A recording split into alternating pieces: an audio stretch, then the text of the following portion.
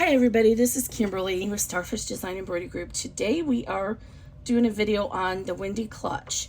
Wendy's already been out for a little while, but I had a number of customers who have had confusion on some of the steps, and I thought the PDF was really good, but I guess not. So I had a few people ask me to do a video on it, and others who just asked if there's a video on it. So I decided to do a video. Though this is only the 5x7, I just did the small one.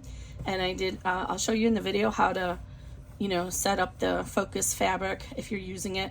I do give you a placement so you can do that. And I'll show you how I did it for mine. This is all made out of cloth. It's a 5x7. I don't recommend doing vinyl for 5x7. The D-ring strap connectors are really close together here because to avoid having it totally on the zipper. I did have it that way originally, but one of the testers had trouble with her machine getting through all those layers when it was on the zipper, so I had to move it a little bit out of the way. If you think you're going to have issues with it being up here, then ignore my placement lines and just put it underneath the zipper and tape it down really well before you do the last two steps. And then there's also crossbody strap connectors up here if you prefer that.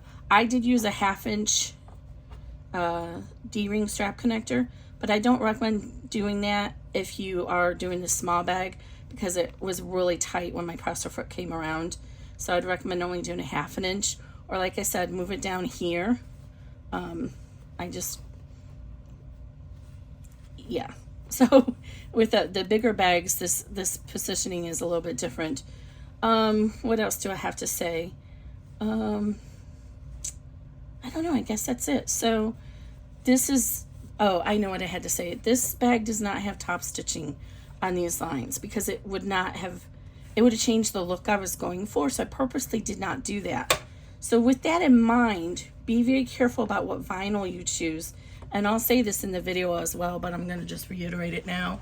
This kind of vinyl is not ideal for this bag because when it folds under, see how thick it is? And it's got this really thick felty material. So when you fold it down, it kind of wants to pucker up. It wants to stay poofy on top. And so it kind of pulls and your final bag will look puffy. And that's fine if that's what you want. But this kind of vinyl is much better for being top stitched. This is the kind of vinyl that you would want. See how it's much thinner and it folds and takes a crease really nicely. So it's going to hold down tightly when you pull it down to do the stitching. So keep that in mind. We do what's called the stitch and flip technique here. So you're going to have a placement line. You're going to lay the fabric strip on top of that placement line. We're going to stitch it down and then we're going to flip it over, do the next placement, stitch, flip, on and so forth. So stitch and flip is what that technique is called. And I hope you liked the video. If you do, I'm going to say all that at the end. I'll leave all the subscription and like stuff to the end of the video. But there we go. This is the Wendy Clutch. Size is perfect for a low makeup bag in your bag. Thanks guys. Stay tuned. Okay, so let's go over the supplies that we're going to need for the Wendy Clutch. And I'm making my life more difficult because I'm actually going to use a focus fabric. So I've gone ahead and stitched color stop 1, which is your general die lines and placement lines for the zipper. And there's an additional line here. And I've included that so you can use that to highlight an audition material if you want to fussy cut something in the middle there.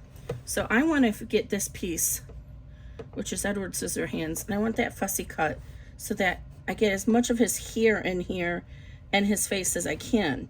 So I went ahead and cut this piece a little large, knowing that I was going to have to do this. So what I'm going to do is I want to make sure that I get the piece that I want to highlight, which is the top of his hair. So I'm going to kind of fold back up here and make sure it's even on both sides and just finger crease that. And then I want to account for the seam allowance. So this is the center, this is the top. So this is the top panel. And this is a zipper. Okay. So that's the top, and then it's the zipper. So these 3 lines are for the zipper. So I want my final reveal is going to be about 1/8 of an inch. Actually, I'm using a number 3 zipper.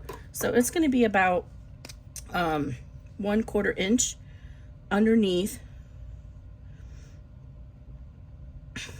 that middle zipper placement line, which is this one here. So I'm going to measure 1/4 inch under that. If you're using a number 3 zipper, I mean number 5, you would want to measure 3/8 inch. No, it would be, yeah. Anyway, you just want to kind of get it. You're going to have about a 1/4 inch seam reveal between this top line, this middle line, and this where we're going to place it. So this is just to give us an idea. So I'm going to go ahead and place this here. Make sure I get it roundabout, close to there, and then make sure his face is centered here. And then I can peek underneath here and see where that little triangle ends, and I'm going to get just about this amount in here. So this is just a difficult way to do it if you're fussy cutting it like I am. But this is how you can do that. So now I know this is going to be centered. So what I'm going to do then is I'm going to use my marking pen. This is an air erasable pen. And I'm going to mark where these sides are, so I know when I lay it in the back, or when I lay it upside down, I know it'll be in the right place. So now that we have this here, it's in position, I'm going to put a clip so that that fold doesn't come undone. And then when we get to the exterior placement, we'll be able to position this correctly so that it gets stitched down correctly. So let's move that out of the way for right now. So that was the what I'm calling in the pattern the front bottom panel.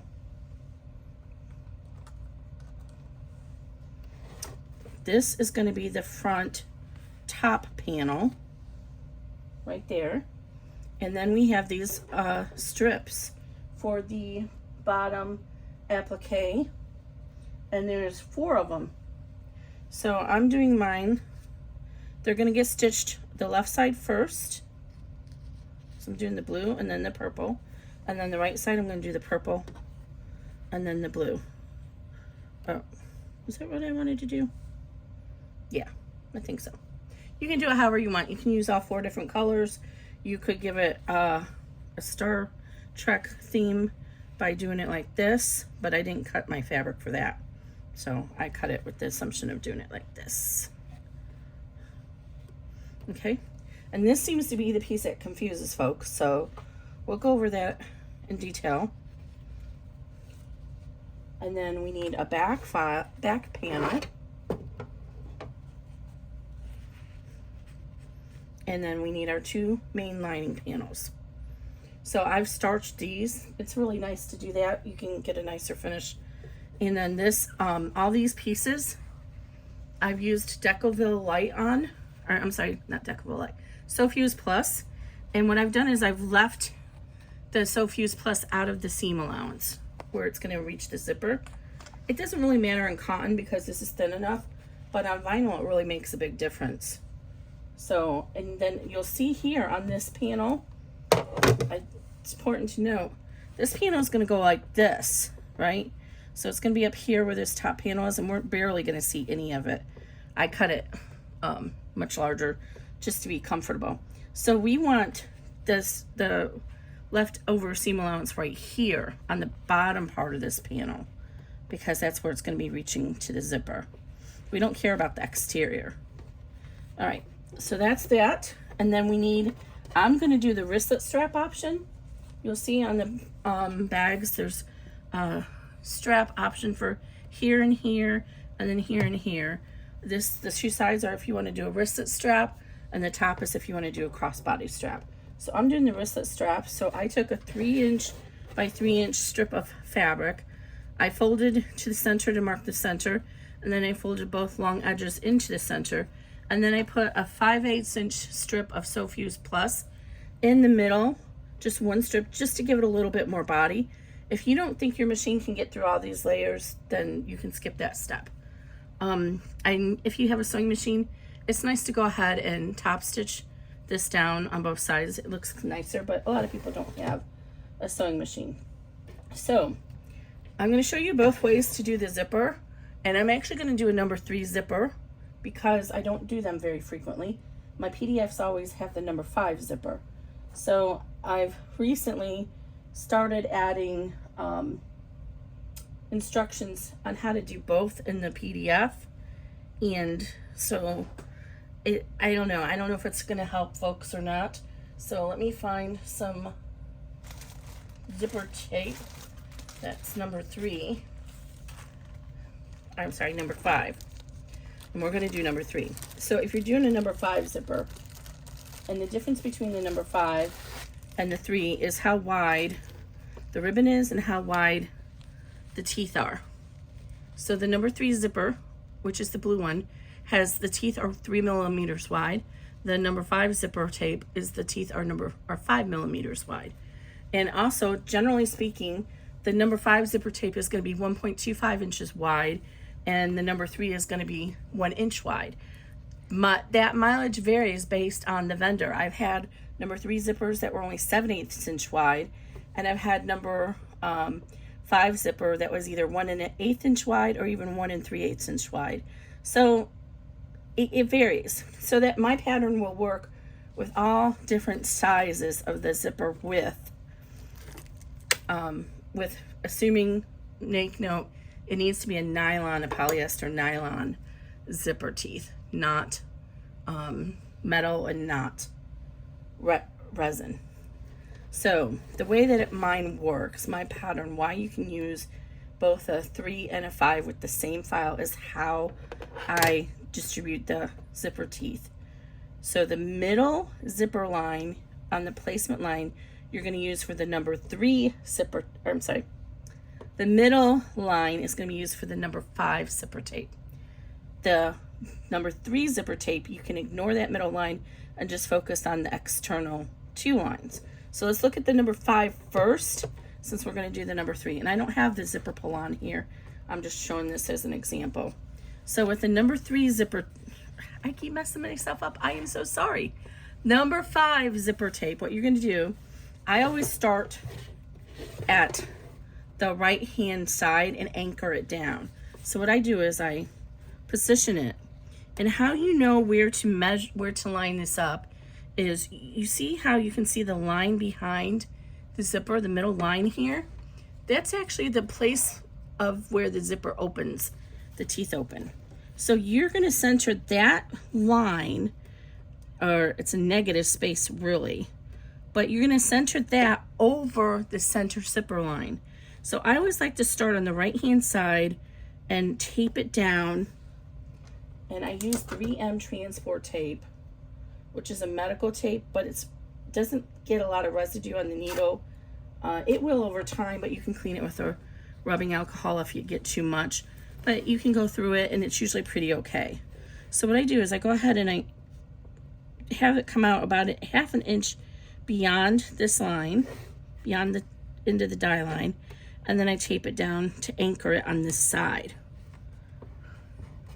So I tape it down here and anchor it, and then what I do is I flip it around so I'm looking at the direction the zipper is going to lay. And what you want to do is you take some small pieces of tape and you kind of unfold or roll the zipper tape down so that you have this line here on top of that middle placement line at all times. I like to tape the bottom first and then come back in and tape the top down to secure it. So you're going to come across here and you're going to have at least 1 inch extra zipper tape here and your pole right here. And you're just going to tape that down. Okay? So that's how to do the number 5. So let's go ahead and do the number 3. This zipper tape is supposed to be glow in the dark, and it doesn't. I used it for this cute little bag, but it doesn't glow in the dark. I'm kind of I had it sitting here. The whole bag glows in the dark. Really cute, but that bag is actually the Vagabond. It should be released. Today is October 6th. It should be released this weekend. Okay, so let's go ahead and get our number 3 zipper ready.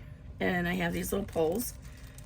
This zipper tape is actually this zipper by the yard. It's called by the yard or a zipper tape when you buy it loose like this and make your own zipper.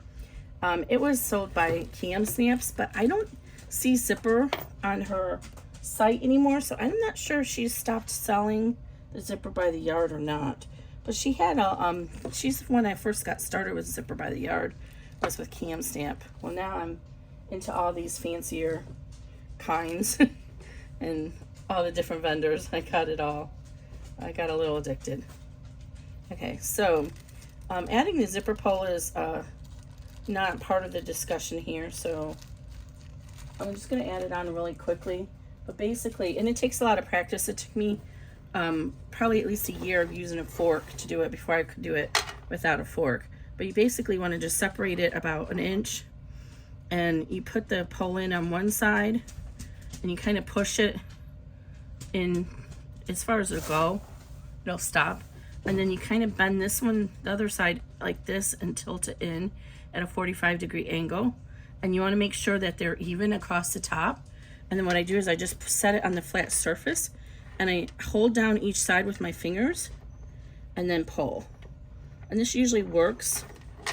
I haven't done one of these zippers in a little while, so of course it's probably not going to work on me. I will say, after I've gotten used to using all this other zipper tape and zipper by the yard from all these other vendors, I have come to realize that this one was actually not my favorite to use, but I do have this number 3 zipper tape, so I want to use it up. If you're using a pre-made zipper, you'll just want that zipper to be at least about 4 inches wider than whatever the cut instructions are in the PDF, so that you can make sure all the metal bits are out of the seam area. So there we go. So we're going to go ahead and just pull this down to the end, and you can use a lighter. I don't know where my lighter's at. Grayson, what did you do with my lighter, buddy? Okay, I'm on video here. So, I don't know where my lighter's at. But anyway, you can burn the edges just to make it easier. So we're still going to do the same thing with anchoring this at the other end. So we're going to move, and we're going to be on the right hand side. And now this time all we have to do is position our zipper tape right in between those 2 lines. So again, we want to overhang this by at least a 1/2 inch. If you're using a pre-made zipper, then you want to make sure that you have that metal bit extended past this line by at least a 1/2 inch. That's why you want to get a larger zipper than what you need. Okay, and then I anchor it down here. And that way I know that end is straight. And then I'm going to cut a few pieces of tape in half, so it's only 1/2 inch wide. It tears easily. And then just go ahead and position this gently. You just want to lay the zipper down. Do not pull on it. When you pull on it and put tension in it, that's how you get a ripply zipper. So you just want to lay it down. And I like to try and get the tape just on the very edge of the zipper. And so you're just going to position that zipper right between those lines. So number 3 zipper tape is pretty easy because all you have to do is get it in between those lines. Now, if you do have a number 3 zipper that's more narrow or more wide, then just use the same centering technique that you did with the number 5 zipper. And then I like to tape this pole out of the way because I don't want to risk it coming loose and hitting my needle at all. So there we go. So this is all ready to go. So I'm going to run step 2 and I'll be right back. Okay, so we've gone ahead and tacked down our zipper, and we can go ahead and move trimming these strings. Always trim the strings as you go along, and then save this tape. You can usually reuse it about 3 or 4 times. Move the tape. I just put it on my machine. I end up having a lot of tape on my machine. That's okay. Okay, and so next what we're going to do is add our lining and then the one of our lining panels, and then the front bottom exterior panel, which is that piece we already talked about we were going to fussy cut. So I've gone ahead and got my lining for one of them. And what you're going to do is, I just realized I forgot to cut the lining for the top piece. That's okay, I'll get it in a minute. So if your material is directional, the way you want to make sure you position this is position it so the top line of the lining is going to be placed with the bottom placement line of the zipper. So if you lay it like this so it's in the right direction, all you have to do is then flip it over, and you can go ahead and line that up and tape it down. So you're just going to line it up with the bottom of the zipper. And if you're doing one of the bags that has a long width here, then go ahead and put a piece of tape in the center as well. I don't need to do that here. It's important when you flip your hoop over that you hold on to this so it doesn't come undone. Now we're going to get to our panel here that we did all that fussy cutting, fussy measuring for. So I'm going to do the same exact thing. I'm just going to lay this down how I want it to stitch. And I marked my ends, remember, where it hits this placement, the exterior. So I'm going to reposition that because I know that's where I wanted it. I'm going to reach it up here so that it's about approximately where that is going to get stitched down. So it's about 1/8 of an inch to 1/4 of an inch underneath the zipper teeth. And then I'm going to just flip it over carefully. And mine, again, I cut mine a little bit wide on purpose, but normally you'd be lining this up with the bottom of the zipper teeth. So you'd be lining it up right here. But mine's a little wide since I wanted to fussy cut that. I needed to make sure I had enough room to do that. So I'm going to put another piece right here in the middle since I had that folded up. Okay, so now we're ready to run color stop 3, and I'll be right back. Okay, so we've gone ahead and tacked down our zipper, and we can go ahead and move trimming these strings. Always trim the strings as you go along, and then save this tape. You can usually reuse it about 3 or 4 times. Remove the tape. I just put it on my machine. I end up having a lot of tape on my machine. That's okay. Okay, and so next what we're going to do is add our lining, and then one of our lining panels, and then the front bottom exterior panel, which is that piece we already talked about we were going to fussy cut. So I've gone ahead and got my lining for one of them. And what you're going to do is, I just realized I forgot to cut the lining for the top piece. That's okay, I'll get it in a minute.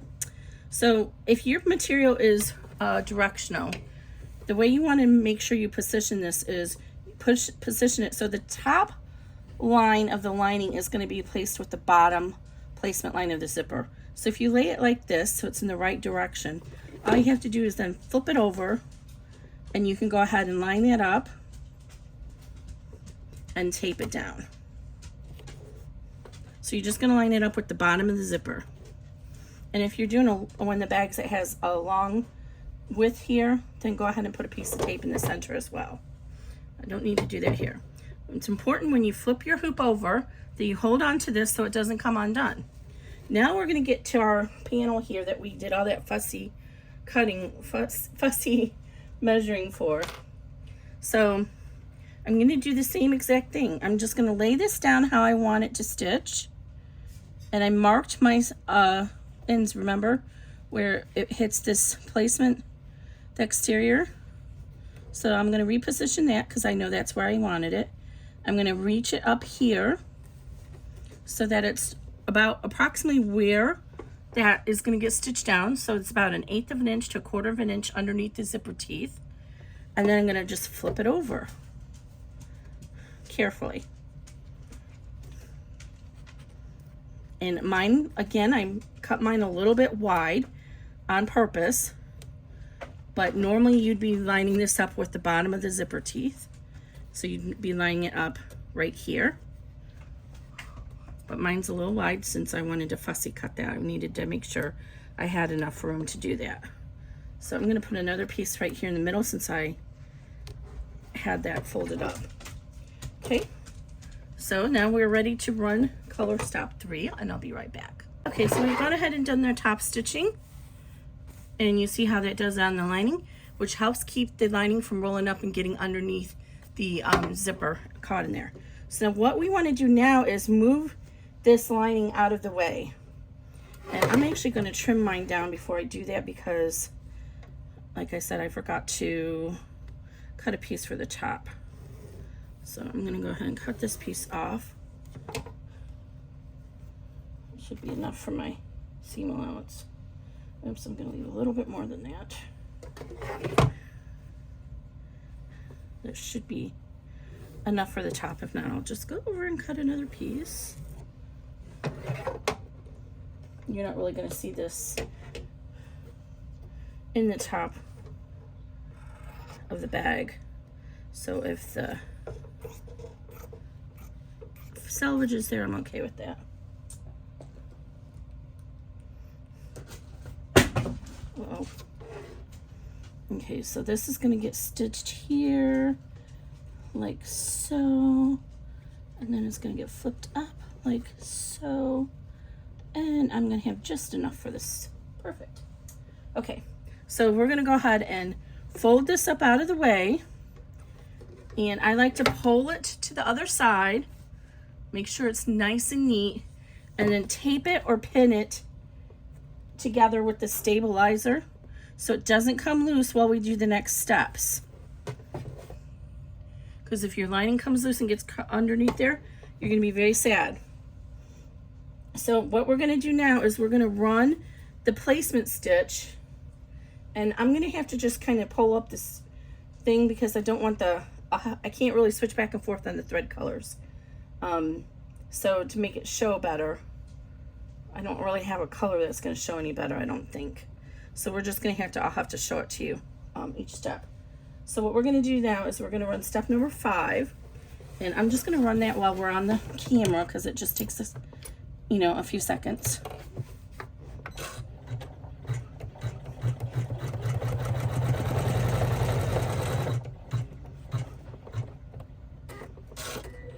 So this piece seems to be where people are getting confused. So you see that we just stitched this line here. We're going to take our strips, and we're going to take the first strip, which is the left strip, which is labeled oh,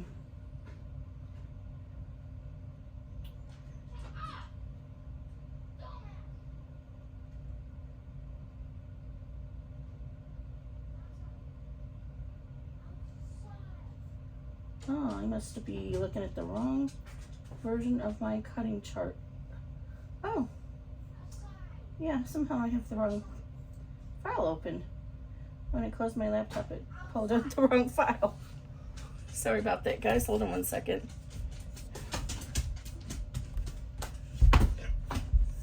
I'll be right back. Sorry about that. I had to get the right PDF. I somehow went to the wrong one.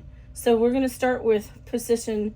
If you look at the PDF, I actually have, can I show it to you on the screen? I don't know if that works, but it actually shows on the PDF the top, the bottom, A, B, C, D. So we're going to go with accent A, which is the leftmost panel, and I'm doing the blue. So what we want is we're gonna, and these ones I did put the Sofuse on the back of, but I didn't leave it out of the seam allowance because it's fine on here. So we're gonna lay, this is our placement line. We're gonna position this centered over this line. You wanna make sure you have about the same amount of extra space on either side.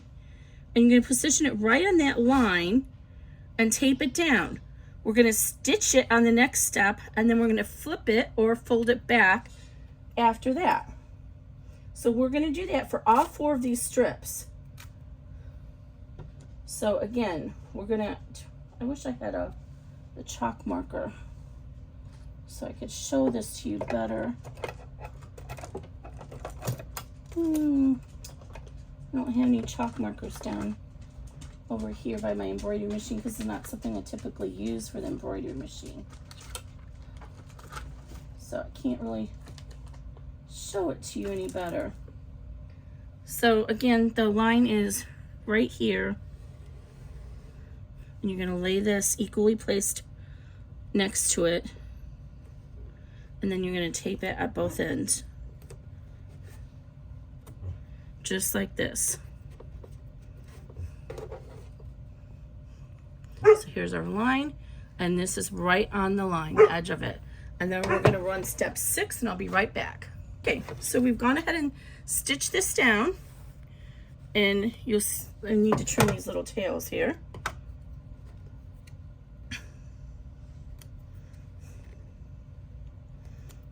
And then we're going to remove our tape, and we're going to fold or flip this piece down against, make sure your hoop is against a firm surface, and you're going to roll it down here. And what you can do at this point is trim away this extra material here so it's not in your corners. So you don't have to trim it all away, but especially if you're using vinyl, you don't want to add that extra bulk inside your corner. So just trim off like that so that your corner is open. And then we'll trim this off when we get to the next step. So we're going to just go ahead and position that, fold it down, finger press it, or use your boning tool if you need to.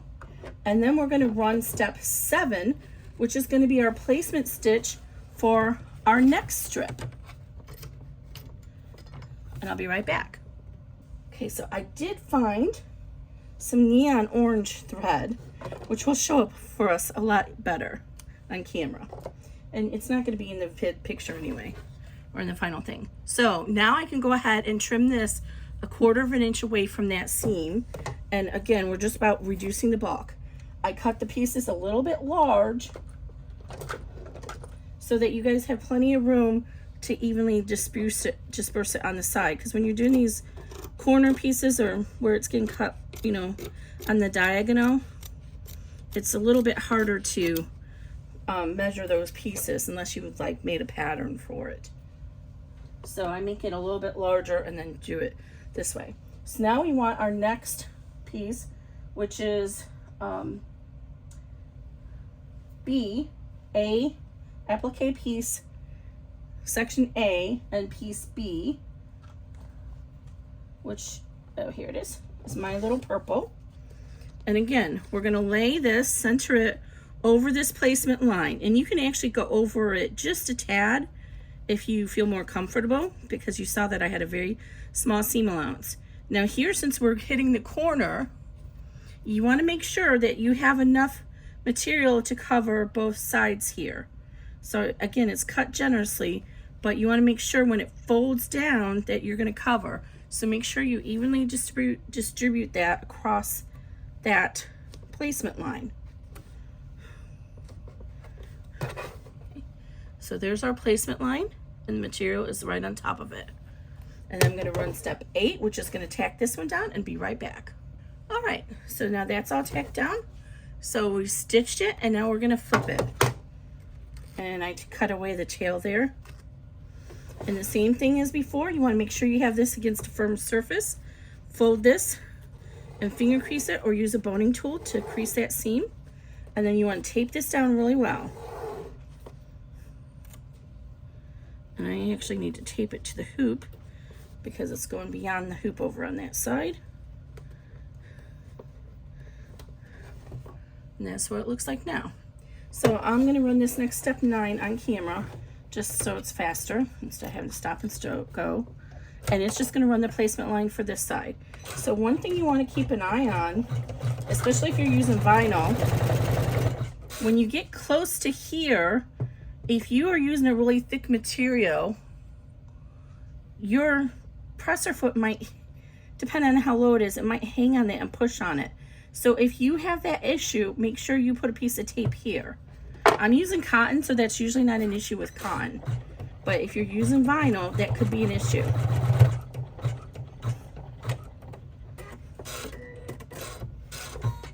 And I'll show you up closer what I mean. So if you were using a vinyl, right here, this edge that's not stitched down, that's loose, it could bump up against that presser foot. So if you have that worry, just put a piece of tape right here and hold it down until you're done. Don't put your finger in there. Okay, so now we have this piece, and we'll go ahead and lay our next piece down here, and then we'll trim this afterwards. So now I need my long piece, which is my accent panel A, piece B, and I'm going to do the same thing. I'm going to make sure that it covers equally so that I know, if you look underneath here, this is where the ending is. So if you position this here, you can see where it's going to end, and then we want to make sure it's even up here. So if you just cut these pieces and evenly position them against this placement line, so you have the same amount overhanging on both sides, you should be fine. So I'm going to lay it right on that position, or that placement line, and my tape is getting unsticky, so I'm going to get a new pieces of tape, and I'm actually going to put one in the middle too, because this is kind of a long piece.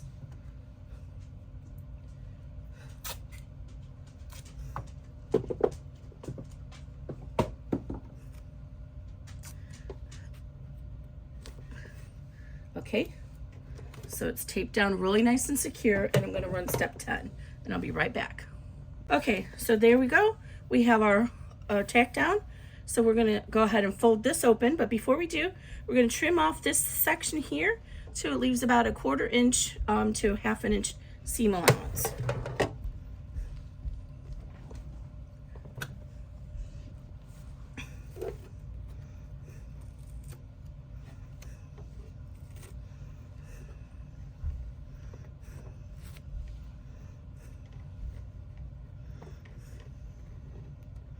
And really, we just want to make sure that the corner is open, so you don't have to be too worried about getting too close to it. We just want to reduce the bulk right here in this corner, right here. So you could even go like this to position where to trim it. Let me see, show you what I did again. So if we trim it like here, we know we're not going to have this extra material down here in the corner. And so I just made a little crease line, and I can just go ahead and trim it off right around there. And you can take it all the way over and trim the purple if you need to, but mine ended before I got there, so I'm not worrying about that. Oh, look how I positioned that perfectly. I'll have to save that scrap for something. Okay, so now we're ready to go ahead and position this purple here and flip it down and finger press it, and then we're going to run our next stop. So again, keeping it against a firm surface, using a boning tool or just your fingernail if you're using fabric like I am. You can go ahead and finger crease this and then tape it down really well.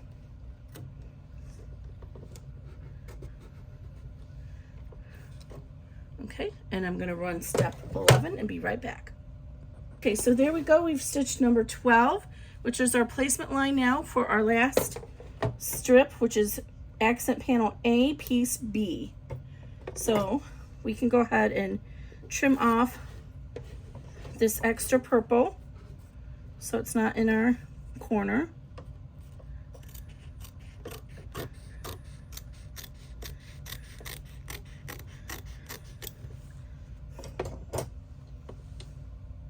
And we're going to position our last panel right there, evenly distributed across that placement line.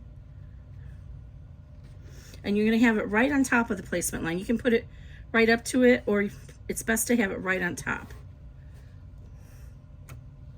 And we're going to tape on both corners or both edges like that. And then we're going to run step 12. Okay, now we're going to trim our little tail. And this is going faster because I'm doing the 5x7. Remove your tape. Position yourself so you're over a firm surface, and then go ahead and finger crease your seam. And then we're going to go ahead and tape these edges down on the side.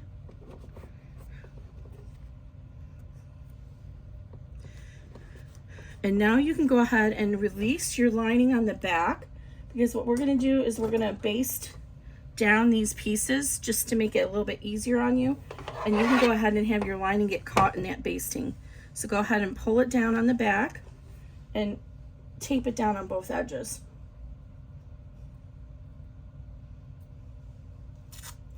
Now, when we go to do this basting stitch, especially if you're using vinyl, I will show you a couple things to watch out for, and you might need to put tape down. So it's going to start up here, and it's going to come across and stitch a basting all the way around here. So what happens is when you're using the vinyl, especially, again, like I showed you over here, your presser foot could get stuck if there's a big bulky seam there that's open, because, you know, to make this take up as much as the hoop as I can, the stitches go to the extreme of it. So just be aware of that. And so as it's coming down here, if you think it's going to get stuck there, put a piece of tape there. And it's okay if it goes through that tape, but you can see where the seam ends right here. See that? So you'd put the tape right there on the part of the seam that's loose. And you put it down like that, and then it won't get stuck on there. And then you come across here. So I'm going to run step 13, and I'm going to let you see that in action so you can see what I mean.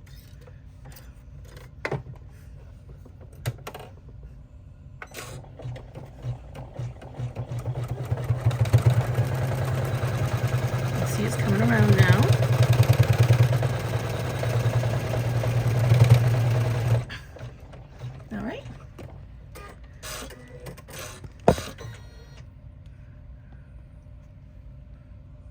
All right. So if you want to, you can go ahead and trim this extra out of the way now if you need to, but I'm just going to leave it go until the end. So we don't have a whole lot of steps left now. So we're going to go ahead and put on our top panel.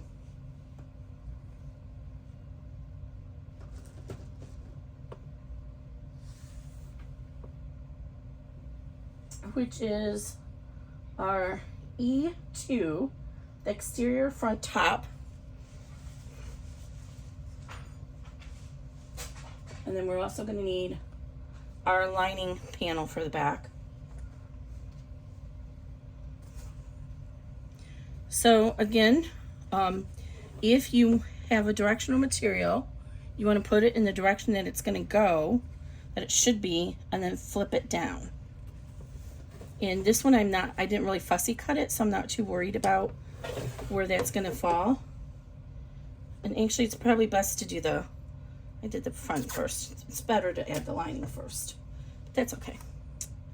So I already did this, so we'll just stick with it. So I'm just going to position the top, what is actually the bottom of this top panel is going to be positioned on the top of the zipper. Does that make sense? Because remember, we want to assume we're using directional material. We want it to go like this. So this is the bottom of the panel. You're going to position it with the top of the zipper. And just center it over there and tape it down. And again, if you're doing a long panel, a really wide bag, then feel free to put another piece of tape right here in the center so it does not come loose from the vibrations of the machine. And then on the back, we're going to do the same thing. We're going to put the top of our lining panel, or I'm sorry, this is the bottom of our lining panel against the top of our zipper. I'm going to make mine a scant because I want to make sure I didn't cut that too short. So it's going to line up right with the top of your zipper. And this is the case regardless of what size zipper you're using.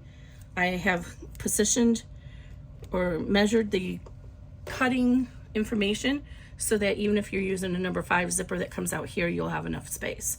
So again, the bottom of the lining is lined up on top of the zipper, taped down, and the same on the front. Okay, I'm gonna run step 14 and be right back. Okay, I'll switch my thread back before I forget. So here is our tack down, our stitch down, on the front and back, and we're just going to go ahead and open this up and flip it to the right side. So now on the back, and go ahead and gently finger crease this seam. On the back, you should be seeing the right side of your lining, the top and the bottom.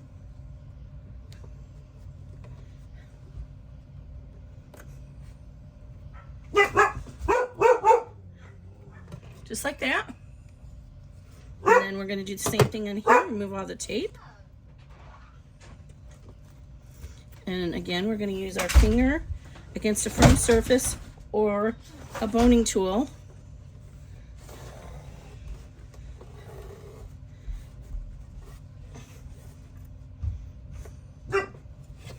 And tape it down. And then we're going to do the top stitch. So one thing to note, the difference with the number 3 and the number 5 zipper tape, and you can see it pretty good now because this is all done. See how much of this zipper tape you can see between the teeth and the top of the fabric on this one compared to this one. That's the big difference. So on the number 3 zipper tape, you're going to see about 1/8 of an inch more of the zipper tape than you will with the number 5 zipper tape. Again, this is what I do to make each of my patterns work with either zipper, and then you don't have to buy 2 separate patterns. All right, so now we're going to run step 15, which is going to be our top stitch that helps secure this down and make it look nice and neat, and we'll be right back. Okay, so that went ahead and did the top stitch, and it went around and stitched this down to hold that down as well. And you see we have just enough room on the back. So now we're going to go ahead and stitch our placements for our side connectors and their top connector. And I'm going to go ahead and move my zipper pull now because the side connectors, especially on this side, might hit the zipper tape. So I'm going to pull this to the center. And then the other thing I'm going to do is, it's not as bad with this size tape, but when the presser foot comes around here and this is loosey-goosey like this, it might get stuck and hit your zipper tape. So find where this basting stitches ends on both sides and put a piece of tape there. Try to get it closer to the outside than the inside. And that way when the presser foot comes around and puts the placement line, it will not bunch up on that zipper tape. So I'm going to run step 16, which is our placement lines, and I'll be right back.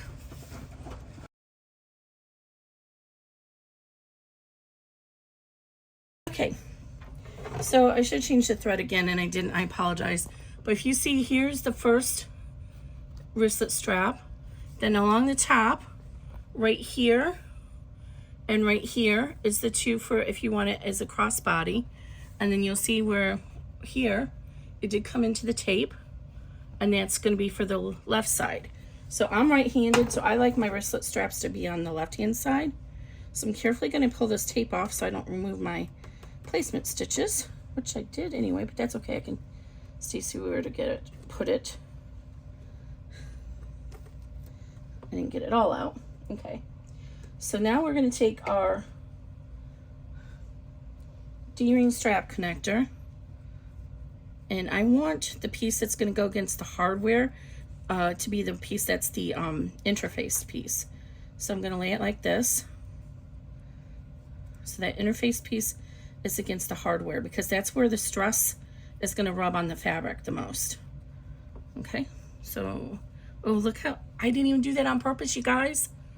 Oh, so I want to make sure her face shows up, so I need to make sure I put it this way down.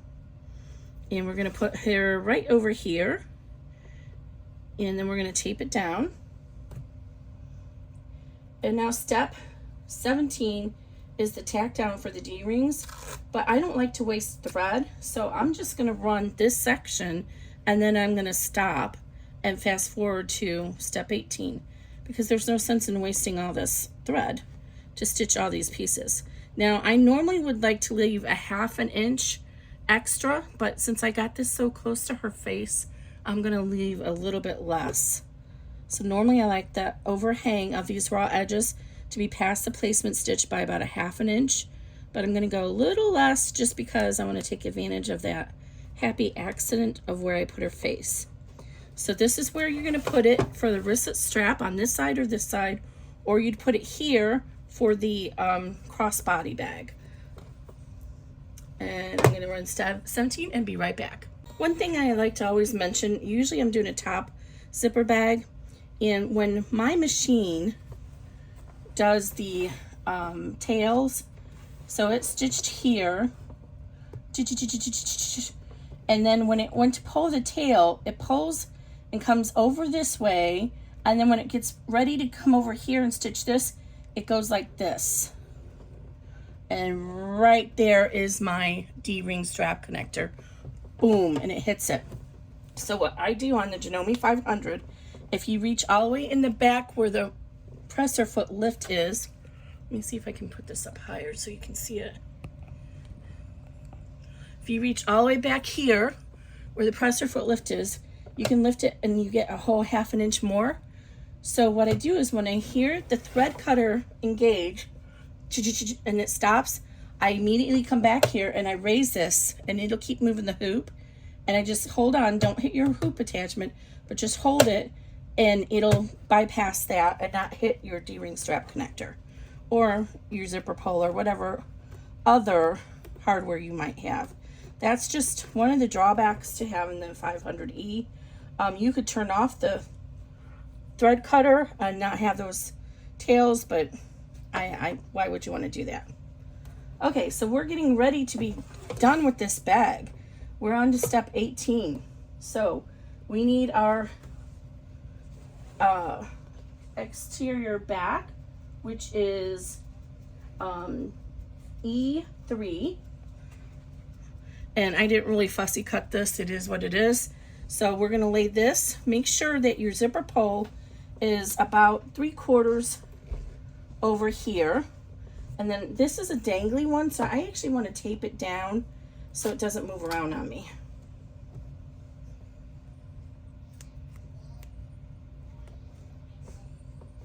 And actually I just realized that D-ring strap connector is really close too.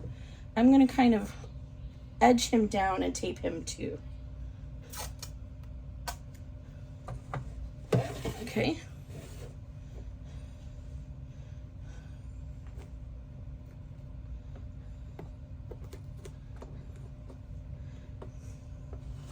And now we want to lay our exterior, so put it the right way, direction, and then just turn it this way. Because once you have it, it's stitched down here and you reach to the back, it's going to be the right way. So just lay it this way so it's in the right direction, and then flip it over. And then you're just going to tape it all the way around evenly.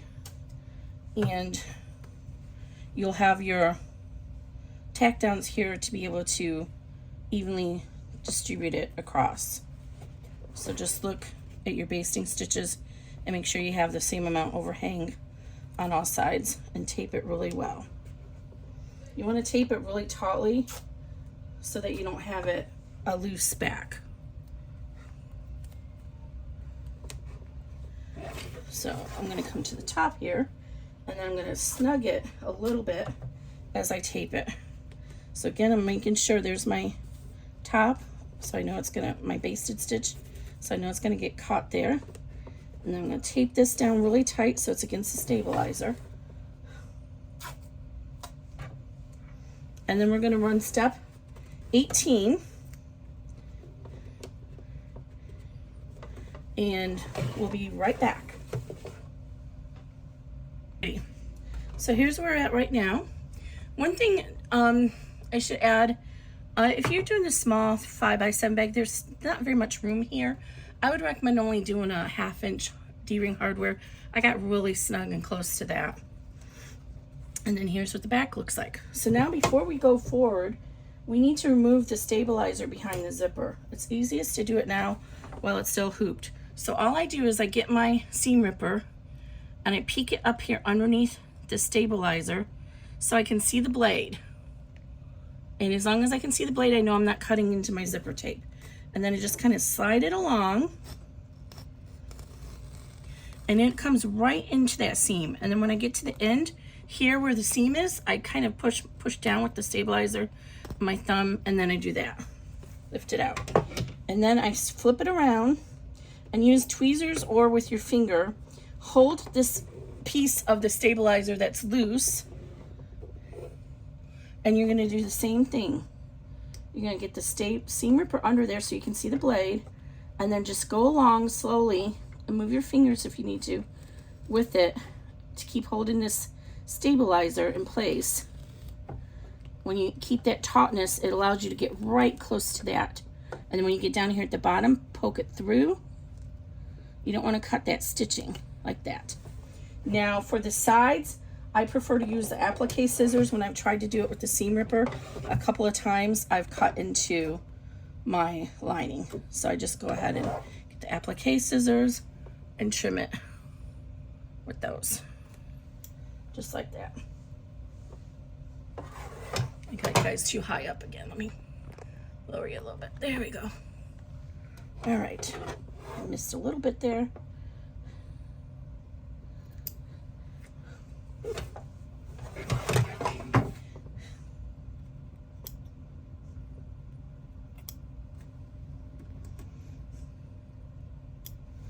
Okay, so now we're ready to position our backing. And again, we have all these placement lines here you can see to make sure it's centered evenly. And when we're going to close this, we're going to leave a 1/2 inch down here, a flap. So make sure that you err on covering up the extra here. The top you only need a 1/4 inch above this line. So, but you want the extra to be on the bottom, not at the top. And then go ahead and tape it down all around.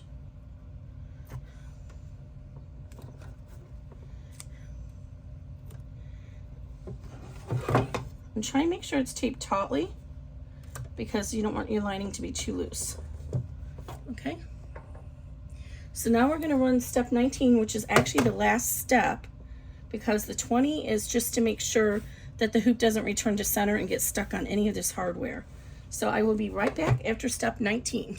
We're all back, and I just realized when I added the SoFuse Plus, the interfacing here, I treated the back as if it was the front and kept it out of the zipper, and I shouldn't have. I should have just evenly distributed this across the back because that's how you position it.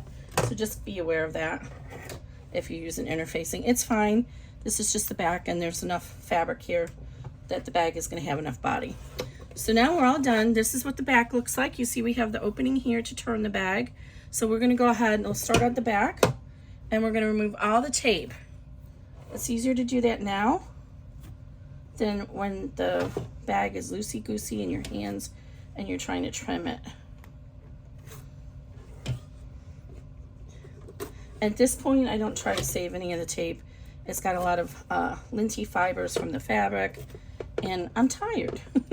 So by the end of the bag, you're ready to just see the big deal, you know, to see what it looks like and be done. So the tape is not horribly expensive if you use it. I try to be mindful about waste in this craft because there is a lot of waste. So I try to save my stabilizer scraps to use to reinforce satin stitching, and you know, wherever I can I reuse stuff.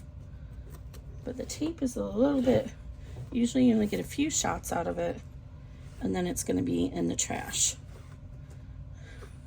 Okay, so now we're ready to unhoop it, and you always want to double check the back before you unhoop, because if something went messed up on the back you can still fix it, but once you've unhooped it you're out of luck. You can't fix it. Okay, so what I do is I trim. It's not important when you're doing cotton, but especially when you're using vinyl, I like to trim the stabilizer out of the seam allowance. So what I do is I fold back the exterior, and then I just kind of come alongside, and you can use the applique scissors if you want. I usually find these professional ones work really well.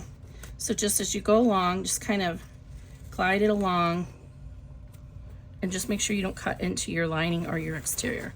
And these are the scraps I was talking about that I save. They come in very handy when you're doing a bag that has applique stitching on it, to slide under your hoop to support the extra applique stitching, the satin stitching.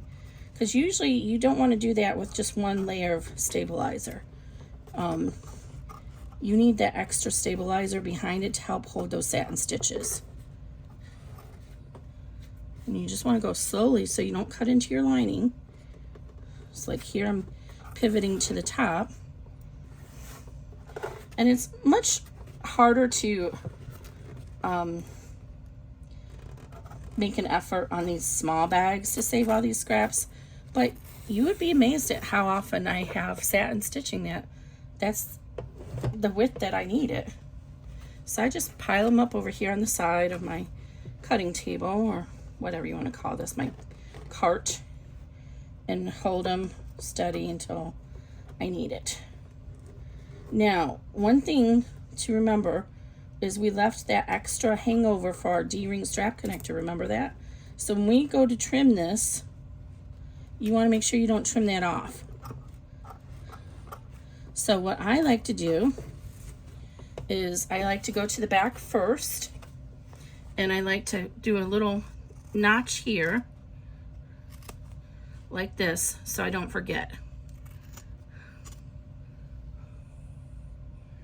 Okay, and by leaving a little bit extra here, it makes it easier to turn.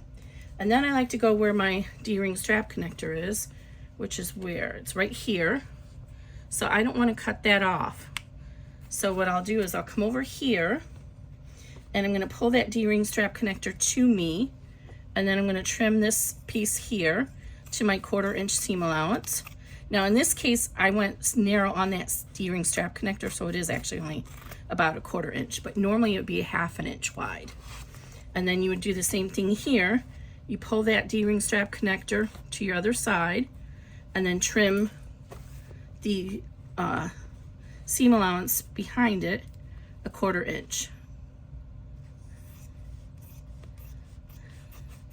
And what should happen is you should have a 1/4 inch D-ring strap connector extended past your seam allowance. Okay, so now I'm going to come down here, and I'm working on the back where I'm looking at the lining, and then I'm just going to go ahead and do my 1/4 inch seam allowance all the way around, except that D-ring strap connector. Okay, and at the top you have this here. So normally when you're doing a top zipper bag, your zipper tape is up here, so you don't want to cut into this. But in this case, we have that top panel, so we can go ahead and cut to our 1/4 inch seam allowance. And then we're going to come down here and do the same thing, 1/4 inch all the way around until we get to that notch.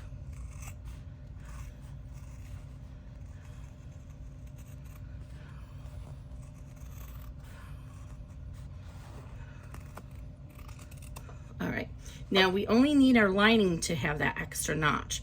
So fold your notch down out of the way, and then go ahead and trim off behind it at a 1/4 inch.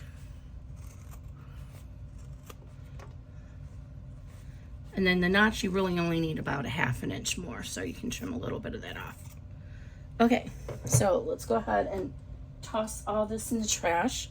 If you have any scraps that are still worthwhile, save those. Sometimes they're good for D-ring strap connectors. Now, up here, we want to make sure we have a nice corner. So what I do is make sure I'm not hitting my D-ring strap connector. I like to not just notch it. I like to come in at an angle and go out at an angle like that. And I'll show you again over here. So come in at an angle, snip across, and go out at an angle. I find that gives straighter points on the corners because you're reducing the bulk knit hoe seam. Now down here we have these curves, and we want that to be nice and neat inside our bag. So what we want to do is make some notches. If you have pinking scissors, you can use pinking scissors or pinking shears. But if you don't, or you don't want to get them out, or they're not strong enough to get through all these layers, then just do these little notches. And what happens is by doing these notches, when you turn this right side out, these this material is going to fold in like this on the seam. And by doing that notch, it allows those fabric to spread out and you get a cleaner corner. And it's not bumpy. If you have corners that are all bumpy and ridgy, this is why, because you didn't trim the corners. So you want to notch them. Don't cut into your stitches. See this, I got really close to it. So I'm still notching it, but I'm doing a much smaller job. All right. Now you're ready to reach inside here, and now it's time to get out your glue, your favorite glue. You can hand sew it closed. I like to use glue and clips to hold it, or you can use double stick permanent tape, either the sticky kind or the iron-on kind. I usually just like the glue. I have good experience with the glue.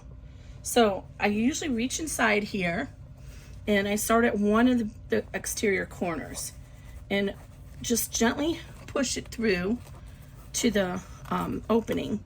And if you get the corner like this with your thumb and then work it, most of the time when you can get one corner through, then the other corner will come with it. So I'm pushing it through to the opening. And this is a pretty generous opening, so you shouldn't have too much to worry about. If you do accidentally tear it, I mean, I do back tack that area, but if you do accidentally tear it, it's not the end of the world because it's just a lining and you can, you know, seal it closed.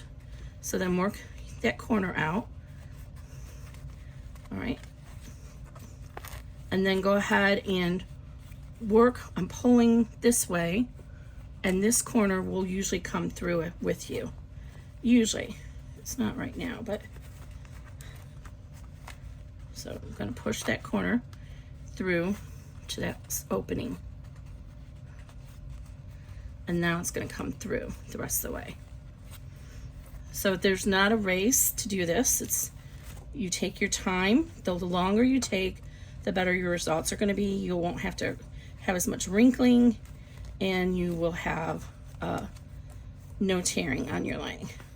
So before I turn it to the glue it closed and turn it to the right side, I like to get all my corners pushed out so that your lining is exposed fully. So having these turning tools is really helpful. So I like to get this little edge in here and just push out my corners.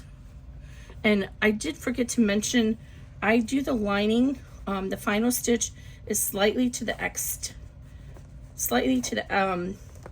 outside of the exterior stitch. So that's why you might see a little bit of stitching like that. That's because I do the lining.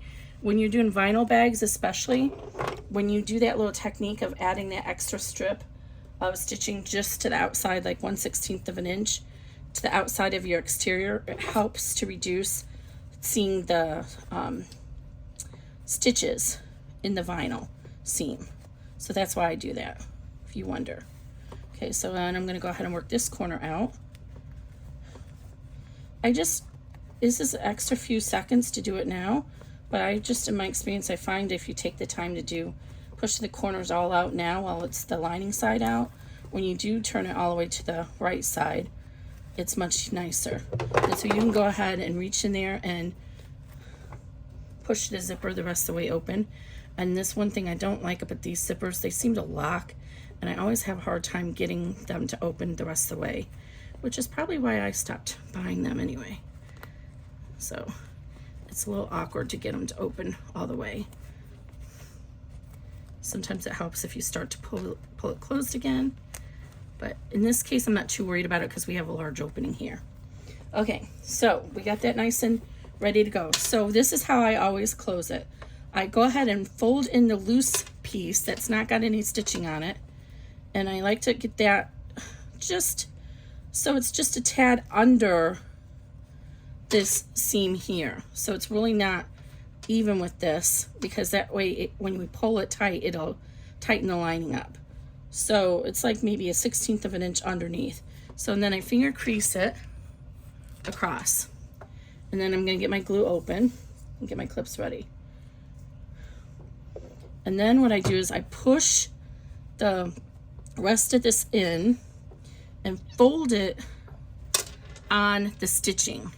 So I'm going to push it in here and fold it on the stitching like that. So I have the stitching is on the back side and my seam that's already folded is on the front. So then I go ahead and I put my glue on here, or your tape, and I usually do a half side at a time. And then I pull this seam that I made, that fold, and put it right onto the stitching. Just like that. So it's right on the stitching. And then I get one of these magic clips, 2 of them, and hold it in place. Then I push this side in, and then I repeat the process to finish it. So I glue right along the stitching.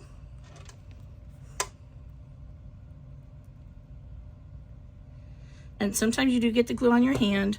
If you're sensitive to glue, then you might want to consider wearing some gloves for this or using a different closing technique. Because see how I'm getting it on my hands? Once it dries, it rubs off pretty easily. Okay. And this is Beacon Fabri-Tac. It's my choice.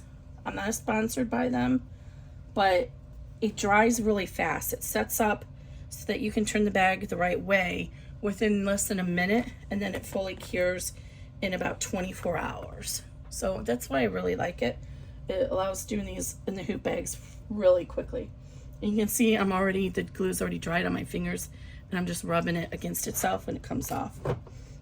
So it's probably already dry enough on this side, see, that I can take this off, and it's already holding in place. So it takes less than a minute. Usually by the time I'm done doing this end is ready. And now you can go ahead and turn your bag the rest of the way out. So you're just going to do the same thing, just turn it to the right side and work those corners.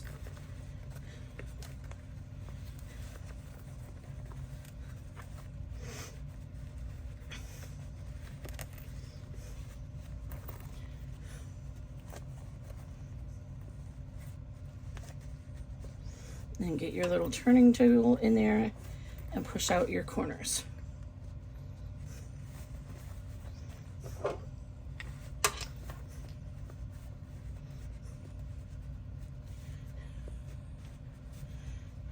See? And then I'm going to do the other corner. And then what I like to do along the bottom and the seams is I like to take, it's hard to describe, but you can feel it when your hand's inside here. See how this is like kind of wants to fold to the front? So if you roll it between your fingers, you can get it to kind of go back. But if you take your tool and rub it along that seam, it'll help open it up. And mine is not behaving because I didn't have the Sulfuse Plus on that very lower part. So it's kind of trying to pull forward, but that's okay. So we can put some clips on there and train it to hold it in place, and it'll kind of get it trained. You won't likely have this issue because you'll center your deco or your Sulfuse Plus. Okay, and then I'm gonna go along the sides and do the same thing. Rub it along there, and then you see here we're not pushed out all the way. So let's get that guy pushed out all the way at the top corners. And these front zipper pockets are so much easier because the zipper's not at the top. So it's easy, you don't have to push against the zipper. Okay, and then just rub it along the seam here on the inside, and it'll help loosen it, make it nicer. Okay. And then over here, let's get this corner out. When you have the D-ring strap connectors in, you can actually pull on those too, and that helps get everything out.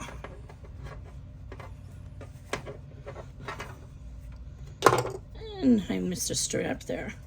So again, we're going to go ahead and push this down, and you can use some clips to hold it in place to help train it. Okay. And then, voila. Oh, I got her crooked, that's why. But look, I got the face in there, so funny. But my little D-ring strap connector is crooked. I don't know how I did that. Must have been when I was trying to move it out of the way a little bit. And I do have a little bit of wrinkles here, but not very much. I just love the Sofuse Plus. It just does not wrinkle that badly at all when you're finished. It's just nice. But if you're using cotton, you can always take this to your pressing surface and press it out. And already that fast, the bottom is looking good. So there we go. So we have our cute little wristlet strap, wristlet pouch. And then inside, it's all nice and closed. And this is a great size for a makeup bag. And see how this is coming down in the center at the top? So again, you can just train that with some clips, and that'll help hold it in place so it doesn't dip down. All right, I hope this really helps. I thought the PDF was very well done. I was only missing one picture, which was adding this, which I didn't think was that difficult to imagine. But I have a lot of people who are confused about it for some reason. So I had several people ask me to do a video on it, so I did decide to do the video on it. And I hope it helps. So this pattern is already available. I will post a link in the bottom, and I might even do a sale on it because since this is the first video for it, just to give everybody a chance to have at it. And oh, just love how I got the Edward Scissorhand look right in the center. Did I have anything else? Oh yeah, I got to do the little cordial YouTube stuff.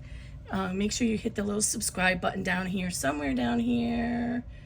They have changed the subscribe button, and if you like the video, please consider liking it. If you subscribe to my channel, I do sometimes do videos that don't have anything to do within the hoop.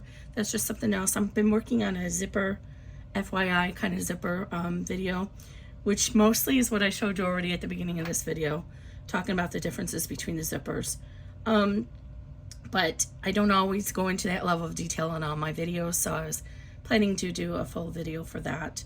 But I hope you like my content and my patterns. I really have so much fun coming up with these patterns and seeing what I can do in the hoop and trying to take it to the extremes. And I tax this little Janome.